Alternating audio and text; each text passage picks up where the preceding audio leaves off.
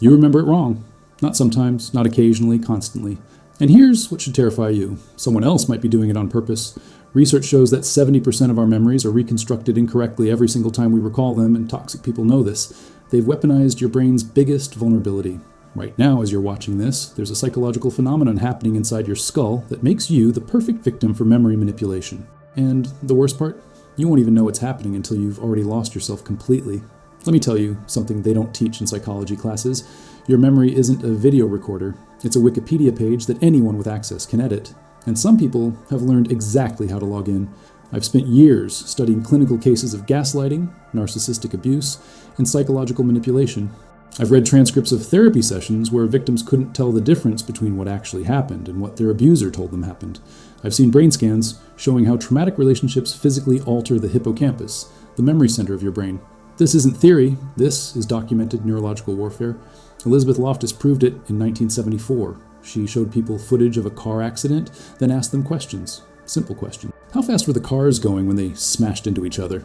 Versus, how fast were the cars going when they hit each other?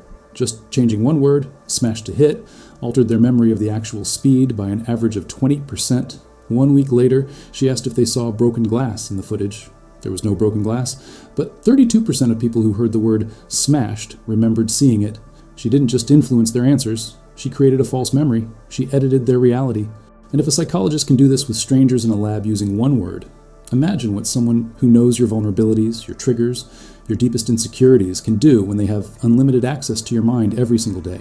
Your toxic ex, your manipulative parent, that friend who always makes you feel crazy.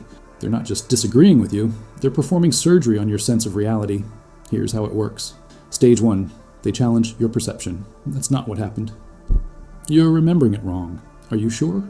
Simple statements, innocent enough, but they're planting seeds of doubt in your neural pathways.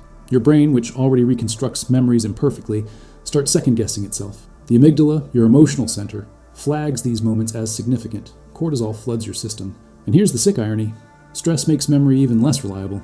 They're using your anxiety against you to make you more susceptible to their version of events. Stage 2. They provide an alternative narrative, but they don't do it aggressively. That would trigger your defenses. No, they do it with concern, with patience.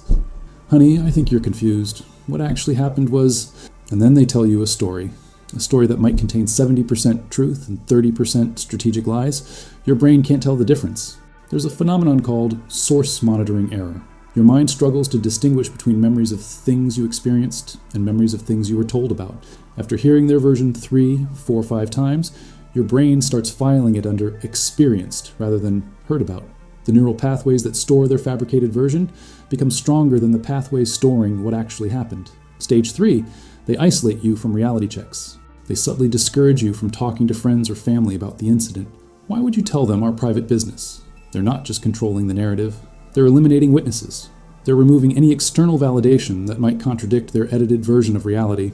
Psychologist Jennifer Freed calls this betrayal trauma theory. Or when someone you depend on emotionally or materially betrays you, your brain enters a state of cognitive dissonance so painful that it actually becomes easier to distrust your own memory than to accept that this person is deliberately hurting you. I'll give you a real case. Sarah, 34, came into therapy unable to trust her own thoughts. Her partner of 6 years had convinced her that she had never told him about her severe allergy to shellfish. She remembered, vividly, telling him on their second date. She remembered his reaction, but after he served her shrimp scampi at a dinner party and she had an allergic reaction, he acted shocked, wounded. "You never told me. I would never put you in danger." He told their friends she was attacking his character to avoid taking responsibility for not speaking up. Within 3 months, Sarah began questioning whether she had actually told him. Within 6 months, she apologized to him for falsely accusing him of knowing. Her therapist helped her find old text messages where she had mentioned the allergy. She had told him 14 separate times across 3 years. He had simply trained her brain to distrust itself more than she distrusted him. This is gaslighting at its most surgical. The term comes from a 1944 film where a husband manipulates his wife into questioning her sanity by dimming the gas lights and denying their flickering. But modern gaslighting is far more sophisticated. It doesn't just make you doubt what you see. It makes you doubt what you remember, what you feel, what you know to be true about yourself. Dr. Robin Stern, who wrote the definitive book on gaslighting, identifies it as a 3-stage process: disbelief, defense, and depression. First, you can't believe they're questioning your reality. Then you defend yourself, trying to prove what happened. Finally, you give up. You accept their version. You stop trusting yourself. And that's when they have complete control. Your brain is designed to create coherent narratives. It hates gaps. It hates contradictions. So when someone you love tells you that your memory is wrong, your brain has two options: maintain the cognitive dissonance and live in psychological agony, or adjust the memory to fit the relationship. Guess which one it chooses? The hippocampus, which consolidates memories, is directly connected to the amygdala, your fear and emotional center. When you're in a chronically stressful relationship, elevated cortisol actually shrinks your hippocampus, literally. Brain scans of abuse survivors show measurable reduction in hippocampal volume. Your memory center deteriorates while you're being told you can't remember correctly. It's not coincidence, it's causation. But here's what makes this truly diabolical. Once they've rewritten one memory, every other memory becomes vulnerable. You start questioning everything. Did I really say that? Did that conversation happen the way I remember? Am I overreacting? This is called global distrust. Your confidence in your own mind collapses. And now they don't even need to gaslight you anymore. You gaslight yourself. You edit your own memories to avoid conflict. You preemptively doubt yourself before they even challenge you. You've become complicit in your own psychological erasure. And the worst part? You might be doing this to yourself right now, remembering past relationships, past arguments, wondering if maybe you were the one who remembered wrong. Maybe they were right. Maybe you are too sensitive, too emotional, too unreliable. See how easy that was? I just planted doubt in your mind about your own experiences using the same mechanisms toxic people use. The only difference is, I'm going to tell you the truth in the next part. They never will. Because once they've rewritten your past, they control your present. And if they control your present, they own your future. Think about the last time someone told you that's not what happened. Did you believe them? Or did you believe yourself? And more importantly, how do you even know the difference anymore? Let me show you something that will make your skin crawl. In 2010, researchers at Northwestern University discovered that every time you recall a memory, you're not accessing the original experience. You're accessing the last time you remembered it. It's like making a photocopy of a photocopy of a photocopy. Each recall degrades the original. Each time you remember, you're actually re-encoding, re-saving, rewriting. And here's where it gets weaponized. If someone is present during that recall, if they're subtly correcting, adjusting, reframing while you're in that vulnerable state of reconstruction, they're not just influencing your memory. They're becoming part of it. Their version gets encoded as your lived experience. You're literally downloading their narrative into your brain and saving it as fact. This is why toxic people always want to talk about what happened. They're not seeking resolution. They're seeking access to your memory while it's in edit mode. Clinical psychologist Dr. Craig Malkin documented this pattern in his work with narcissistic abuse survivors. He calls it narrative hijacking. The abuser insists on rehashing the incident, but every time you discuss it, their version becomes slightly more dominant. I think what you're trying to say is, what really happened was, you're close, but let me clarify. They're performing live surgery on your recollection, and you're letting them, because you think you're having a conversation. You're not. You're being reprogrammed. Julia Shaw, a memory scientist who literally specializes in implanting false memories, proved she could convince innocent people they had committed crimes. Serious crimes. Assault. Theft with a weapon. She used a simple 3-hour interview process, combining real details from their adolescence with fabricated criminal scenarios. 70% of participants developed detailed, visceral false memories of crimes they never committed. They remembered the weather that day, the color of the police car, the feeling of handcuffs. Their brains generated sensory details to fill the narrative she provided. Now ask yourself this. If a stranger can implant criminal memories in 3 hours, what can someone who has spent years studying your psychological blueprints do with unlimited access? The answer is in the clinical literature, and it's horrifying. There's a case study from 2015 published in the Journal of Trauma and Dissociation about a woman named Michelle who spent 8 years in a relationship with a man who systematically rewrote her childhood. He convinced her that her loving parents had been emotionally abusive. He didn't do it with one big lie. He did it with strategic questions. Don't you think it's weird that your mom always did that? That must have made you feel rejected as a child. I bet that's why you have these issues now. He was creating causal links where none existed. He was building a false ideology of her psychological makeup.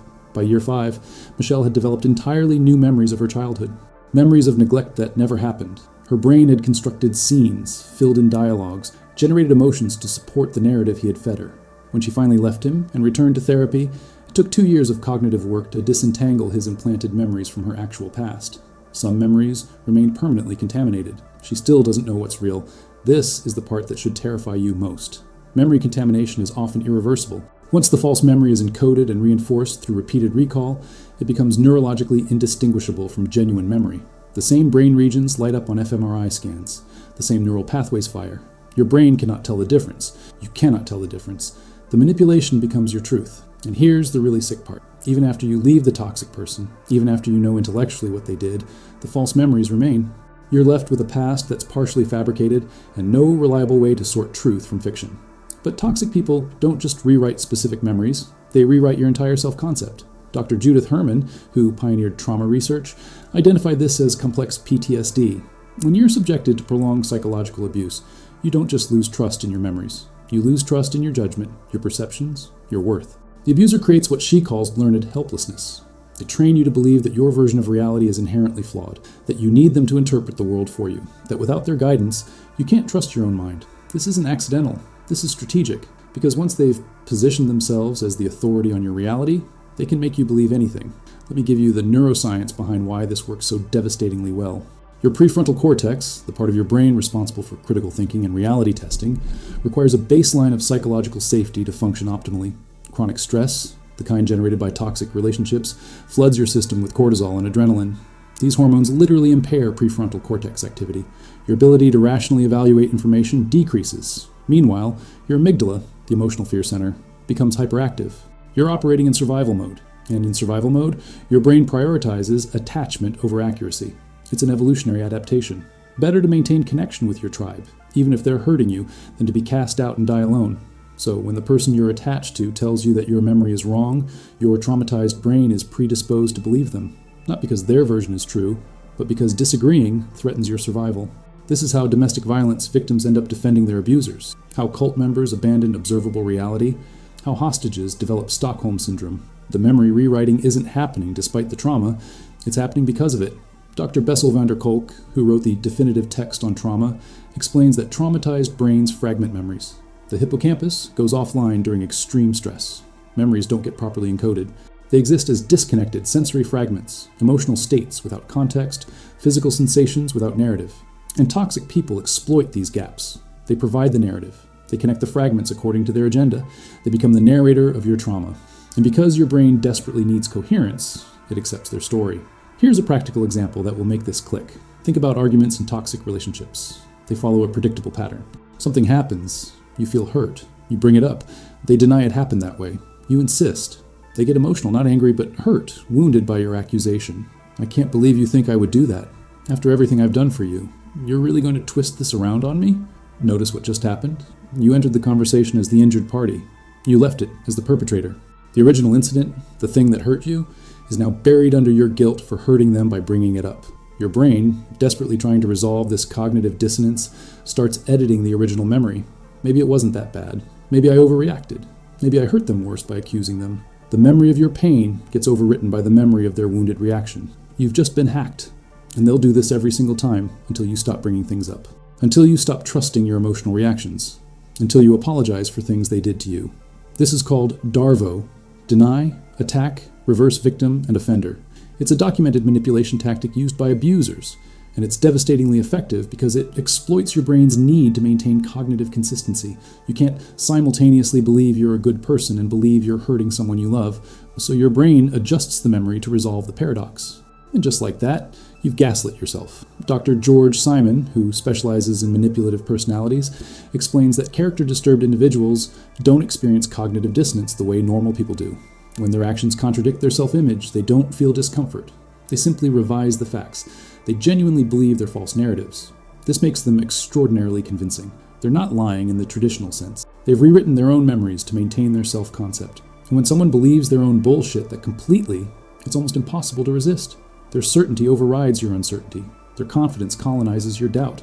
But here's what you need to understand. This isn't about intelligence. Brilliant people fall for this. Therapists fall for this. People with PhDs in psychology fall for this, because memory manipulation doesn't target your intellect. It targets your attachment system, your need for connection, your desire to be loved. Toxic people find the part of you that's desperate to be understood, validated, chosen, and they make their version of reality the price of that connection. Love me or trust yourself, choose. Most people choose love, and that's when they lose themselves entirely, but not you, not anymore, because now you know what's happening behind the curtain. Now you can see the strings. The question is, what are you going to do about it? Here's the part that's going to hurt. Recognition isn't the same as recovery. Knowing you've been manipulated doesn't automatically restore your original memories. The contamination has already occurred. The neural pathways have been rerouted. You're standing in the ruins of your own mind, trying to figure out which memories are load-bearing walls and which are false structures they built. And the most terrifying discovery is this. Some of them are so integrated into your psychological architecture that removing them would cause total collapse. So you're forced to live in a house you didn't design, built by someone who wanted to trap you inside. Dr. Jennifer Freyd's research on institutional betrayal reveals something crucial. When the betrayal comes from someone you depend on, someone who's supposed to protect you, your brain enters what she calls betrayal blindness. It's not that you can't see the manipulation. It's that seeing it clearly would be so psychologically devastating that your mind refuses to process it fully. You get glimpses, moments of clarity where you think, something is wrong here. But then, your attachment system overrides your threat detection system, because acknowledging that the person you love is deliberately destroying your sense of reality would mean you'd have to leave, and leaving feels like death. So your brain chooses confusion over clarity. It chooses doubt over departure. It rewrites the evidence of abuse into evidence of your own instability. This is why victims stay. Not because they're weak, not because they're stupid, but because their brains have been biochemically and neurologically rewired to prioritize the relationship over reality. Oxytocin, the bonding hormone, is released during moments of reconciliation after conflict. Those intense makeup sessions after gaslighting incidents, they're flooding your system with the same neurochemical that bonds mothers to infants. You're becoming addicted to the person destroying you. The intermittent reinforcement, the unpredictable switching between cruelty and affection, activates the same reward pathways as gambling. Your dopamine system is being hijacked, and every time you consider leaving, your brain screams in withdrawal. Let me tell you about Marcus, 42 years old. Successful attorney, high IQ, came into therapy because he was losing time, gaps in his memory. Couldn't remember conversations he'd apparently had, decisions he'd supposedly made. His wife kept a journal, she said, to help him remember. She'd show him entries in his own handwriting that he didn't remember writing, describing thoughts he didn't remember thinking, admitting to behaviors he didn't remember doing. For 3 years, he believed he had early-onset dementia. He saw neurologists. He had brain scans. Everything came back normal. The doctor suggested psychiatric evaluation. That's when his wife reluctantly agreed to couples therapy. During the second session, the therapist asked to see the journal. Marcus's handwriting, the entries his wife had been showing him for years, didn't match the handwriting in the journal. She had been forging his confession to justify her abuse. She had convinced him he was losing his mind to explain why his memories didn't match her narrative. He wasn't being gaslit. He was being erased. This is the extreme end, but the mechanism is the same. Toxic people don't just challenge your memories, they provide fabricated evidence, text messages taken out of context, selective recordings of arguments that omit their provocation, testimonials from flying monkeys, enablers who corroborate their version because they've been fed the same false narrative. You're not just fighting against one person's manipulation, you're fighting against an entire constructed reality with witnesses, documentation, and consensus. Your isolated, stress-impaired brain against their coordinated psychological warfare. The odds were never in your favor. But here's what they don't want you to know. Memory manipulation has a signature. There are patterns you can recognize. False memories, even deeply encoded ones, tend to lack sensory richness. When researchers compare genuine memories to implanted ones using detailed questionnaires, false memories are more semantic, more about knowing something happened rather than re-experiencing it. Real memories have texture. The scratch of your father's beard when he hugged you, the specific shade of green in your childhood kitchen, the sound of rain on the car roof during that conversation. False memories feel more like summaries, like someone described the event to you rather than you living it. If your memories of incidents with a toxic person feel oddly distant, oddly narrative, like you're watching a movie of your life rather than remembering your actual experience, that's a red flag. Someone else might be directing that movie. There's also emotional incongruence. Your explicit memory might say, that wasn't abuse, I'm overreacting, but your body knows. You get that sinking feeling in your stomach when they walk in the room. Your heart rate increases when their name appears on your phone. You have nightmares you can't quite remember. Your immune system weakens. You develop unexplained chronic pain. This is somatic memory, body memory, and it can't be gaslit.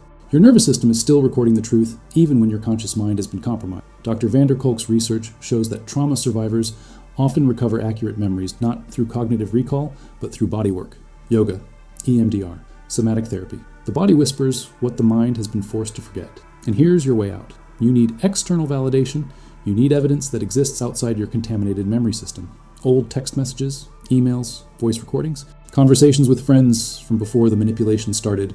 These are your anchors to reality. This is why toxic people isolate you, why they make you delete old messages, why they convince you your friends are toxic, your family is dysfunctional, your therapist is incompetent. They're eliminating the external hard drives that contain your unedited memories. If you're still in contact with people who knew you before this relationship, reach out.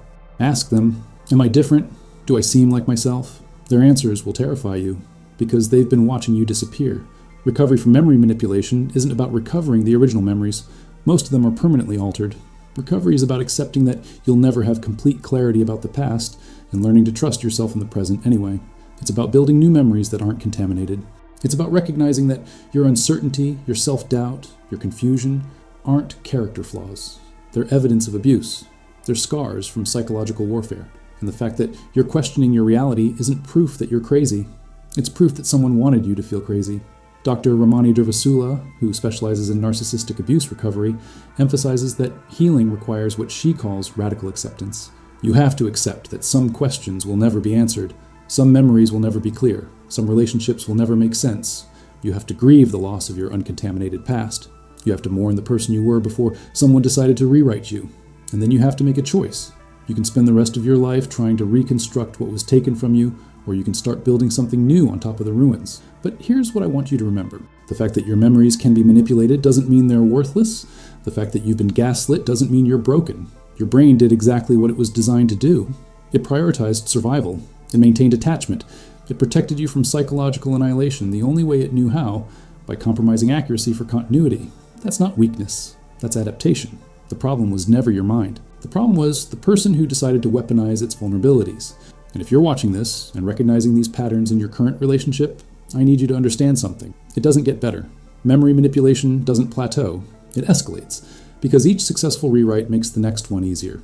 Each time you doubt yourself, you're training your brain to defer to their reality.